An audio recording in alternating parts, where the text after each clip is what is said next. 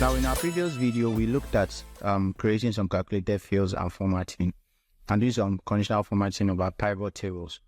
But and I said in this next video, we're going to look at a better way to do our analysis. Now, everything we have done up until now is what we refer to the classical way of doing your analysis in Excel. So here, remember I showed you where we had our records in one table, and then we had to create lookup values in this table to be able to access the information from the other table. So we had to make sure that we had all our information in one range here. So that's why all these lookups are here before we could start creating our pivot table. But then there's a lot of limitation. This was the regular way of doing your analysis in Excel before the coming up of some more advanced tools that we use now. So the limitation of this, first of all, is that I'm talking about scale. Now, scale meaning that an Excel can only carry an Excel table, your regular Excel table, can only contain 1 million rows. So if you have data that has more than 1 million rows, you can already see that that's going to be a problem for you. Now, you might say you want to use lookup tables, but lookup tables, the problem we have with lookup tables is that lookup tables can be a little bit slow. So for example, this is a marital status that we have here. So marital status that we have here, let me come to my customers table here. So this marital status that is single, let me change it to married here, and then you look at what's going to happen. You can see this here, processing, down here, processing. So you see it's taking all this time because it has to, this particular value is used in a couple of places. So it has to run that process. Again, imagine if you had to change a lot more. You can see the time it's taking before it processes completely. So you see lookup tables are not really the best way when you're working with so much data. And imagine the number of instances that we had to refer lookup values based on the values on that table. So that's also another limitation of using these classical ways. And then another thing is that there's some data sets that you cannot access with your regular Excel. So what you can pull in here with your regular Excel is limited using this way. So there's another way that we'll be able to access files and also work with multiple files that will not have to use lookup tables as we used here, but we can just create relationships between those multiple tables. So we'll also look into that.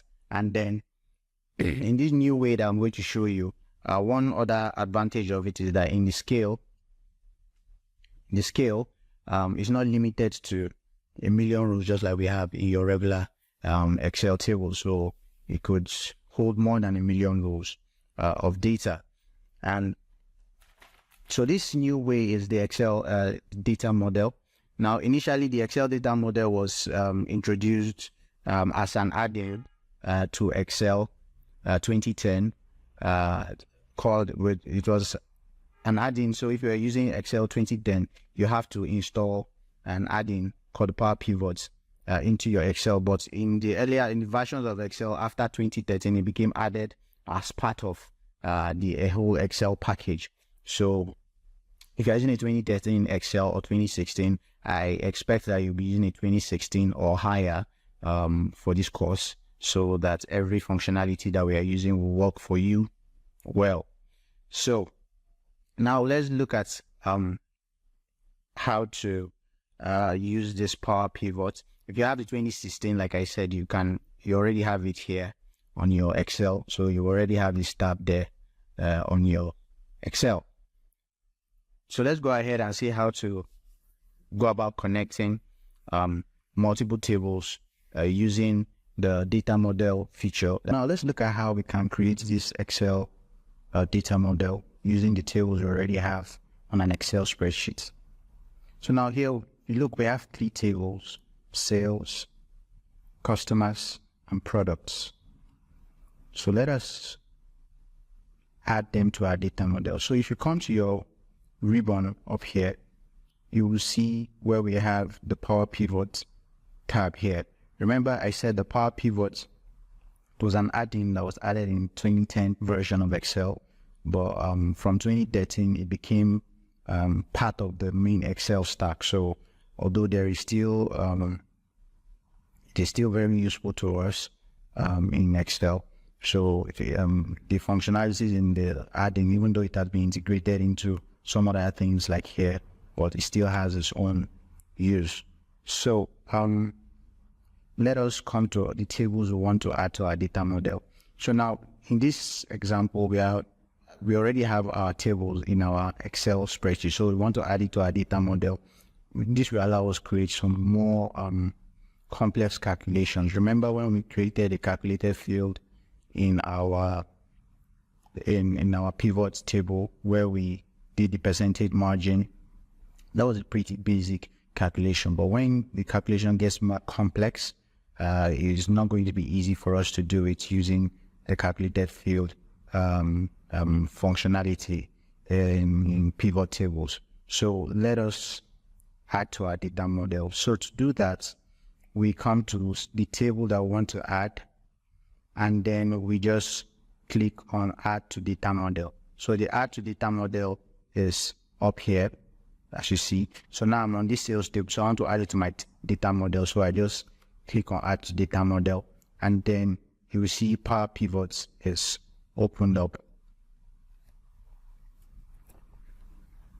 Now this is the Power Pivots interface in Excel. Now this is this table that we have seen, just a preview of it.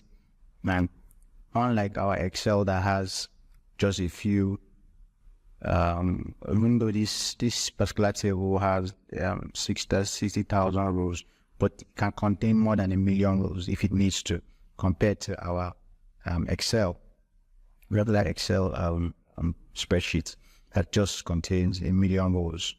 Now let us add the remaining tables that we have to this. So go back to our spreadsheet, go to the next table, and you can just add to the data model.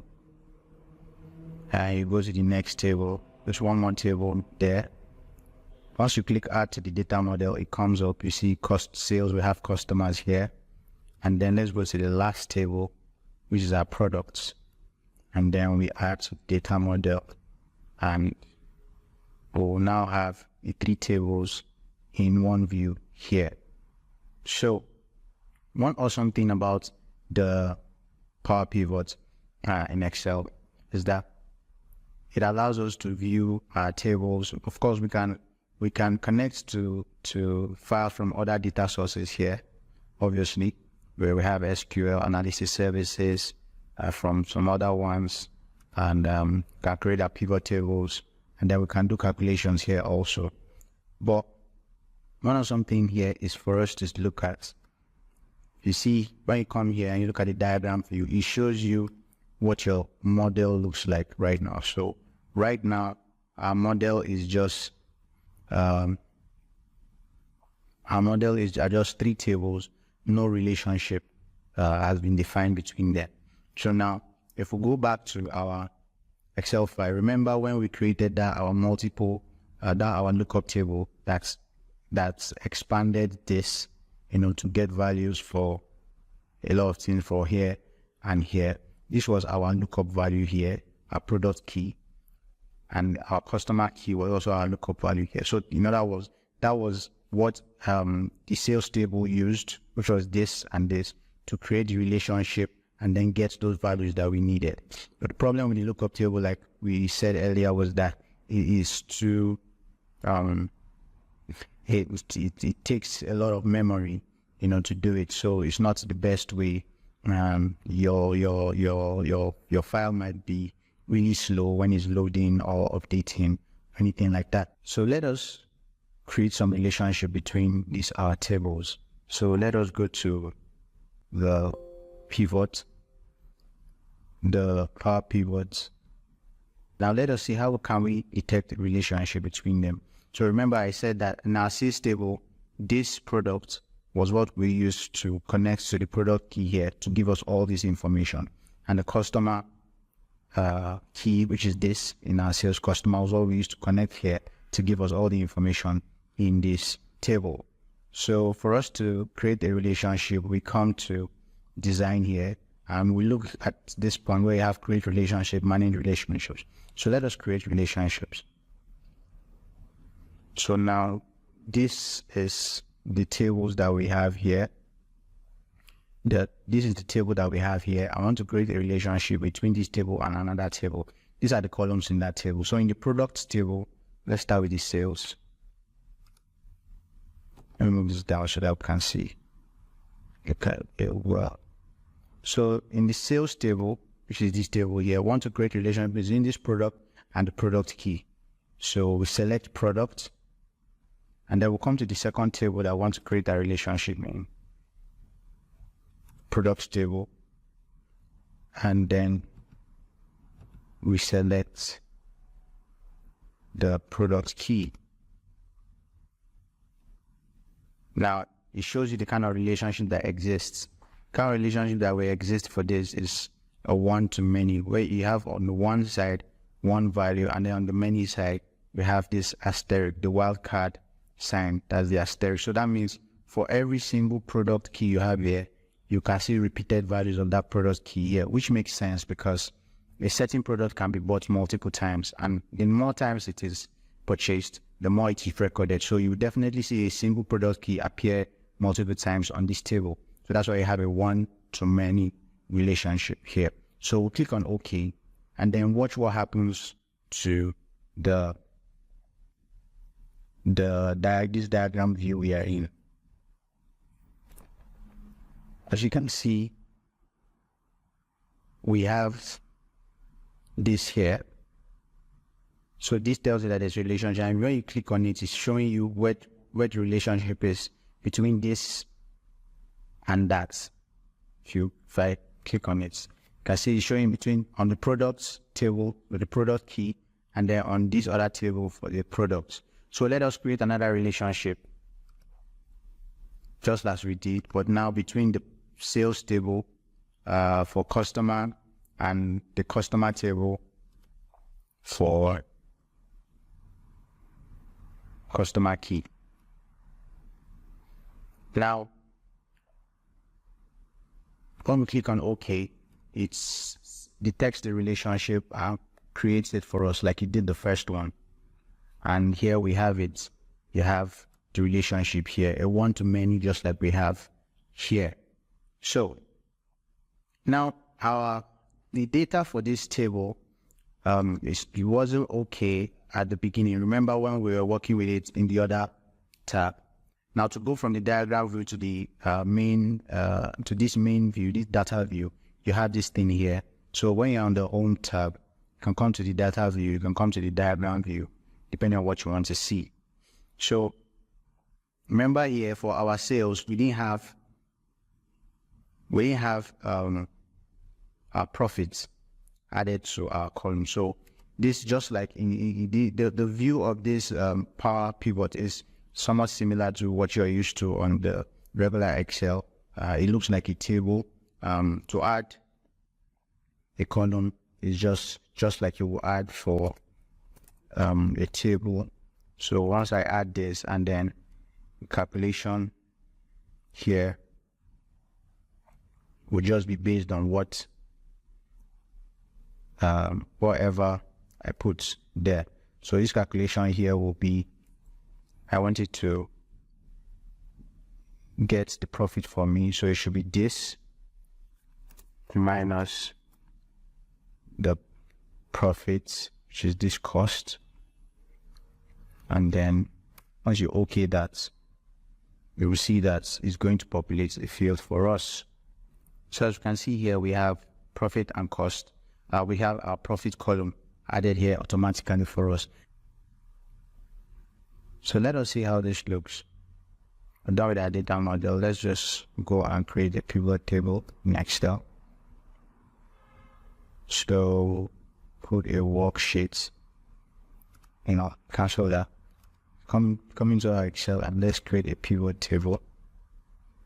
Let us use this workbooks data model. Remember, I created a data model now, so let's use the workbooks data model, and then click OK. So watch what we have. Look at what we have here. We have 3 tables, and there's a kind of connection between them. So to be able to be sure that these things are connected, let us create one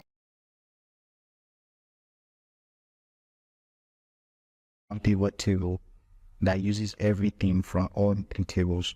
So just like we did from our consolidated report. So let's look at our profits. So move profits to this tab here, and then let's look at the profit by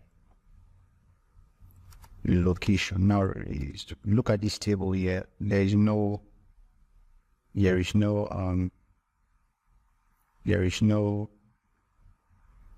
customer information here. So let's look at where the customers are buying from, and then let us look at let's do country. Look at here. So now what it did, that it came into this table, and then in using customer key that it has in that sales table, and fetched the information for us for the sales that's happening across every single country. Let me drag something from the products table and add to it so that we can see. Let's add product category here, and look at here. So now we have used 3 tables working as one to build a simple report. And from here we can get a chart.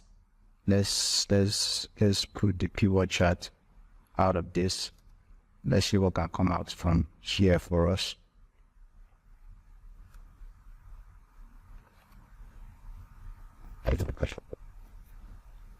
So this is what we have here. And let's look at column chart best. Got the bar charts. So we have 10 countries, 3 categories. Okay, not bad. Okay, let's use a column chart. What does this? In this. Let's see this. Now, what this shows us now is that you will see we have built born using info from 3 different tables. The country information, we got it from our customers table. The products category, we got it from our products table, and then the revenue, the profits, we got it from our profits table. So you see that we have 3 tables that are linked together already based on the relationship that we created in our Power Pivot.